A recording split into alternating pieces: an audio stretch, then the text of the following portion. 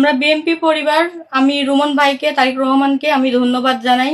তারিক রহমান আইলো ওর মার কবর জিয়ারতে পরে এই মারামারি লাগিয়ে পরে একটা বাড়ি লাগিয়ে ফ্লাক্সটা ভেঙে গেছে। আচ্ছা দেখি ভেঙে গেছে, এখন একদম গুড়া গুড়া হয়ে গেছে ভিতরে।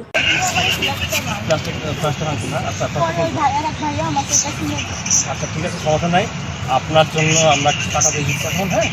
আর আপনার জন্য আপনার কি লাগছে ভাইয়ারা বলছেন যে আমার এই বাচ্চাটাকে মাদ্রাসায় ভর্তি করবো, আমাকে যেন সেজন্য আমাকে দেখেন। ওর পড়াশোনার জন্য প্রত্যেক মাসে আমরা বৃত্তি দেবো, ঠিক আছে। আর আপনি বাসা ভাড়া কত?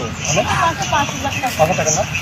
আপনি ঘর ভাড়া দিতে পারি না, বাড়িওয়ালা। আচ্ছা, আপনি ঘর ভাড়া আমি দিয়ে যাচ্ছি আজকে। আপনি এই যে এগুলো করতে সমস্যা আর কি লাগবে ওই যে এই খোঁজ দিয়ে যাবা, ঠিক আছে। কী লাগবে ওর নাম্বারটা রাখবেন, ঠিক আছে, রাখবেন। আর আপনার কিছু টাকা দিয়ে যাচ্ছি, চলেন বাসা ভাড়া দেন। আর ওর ভর্তি করছেন না? আচ্ছা, ওর পড়াশোনার জন্য প্রত্যেক মাসে মাসে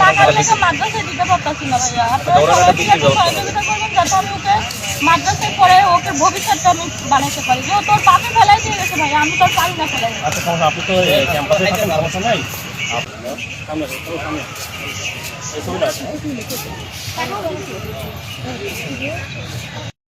একটা হচ্ছে যে তোমার মিক্সেপ, একটা হচ্ছে যে ওই তোমার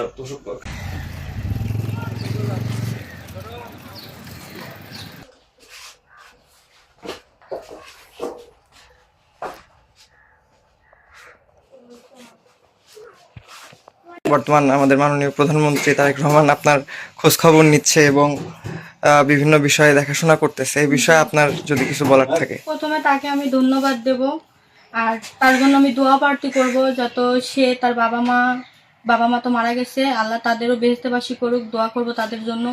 সেই সাথে আমি তারেক রহমানের জন্য দোয়া করব যে আমার অসহায়ের সময় আমার পাশে দাঁড়াইছে।